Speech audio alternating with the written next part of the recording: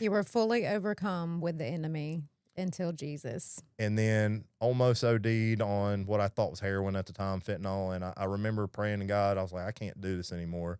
And I cried out to God first time in a while. And that's whenever I was on the news a couple days later and was on the run. So. What were you on the news for? At that time, it was in Ridgeland for auto burglary. Tell us about that. I had stole a purse out of a lady's car to get some drugs, which there was nothing in her purse, nothing, no money or anything. So I had committed the whole crime and didn't get anything out of it.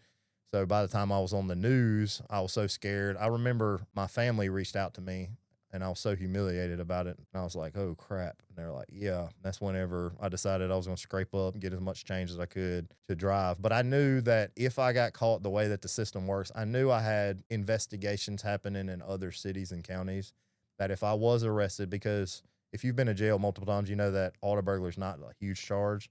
So it wouldn't have been something to just feel like I'm going to serve the rest of my life over. But I knew once I got in that system, I start popping up on NCICs everywhere. Because you had become a habitual offender. At that time, yeah, I'd already been a habitual offender. So at this point, when were you threatened with a life sentence?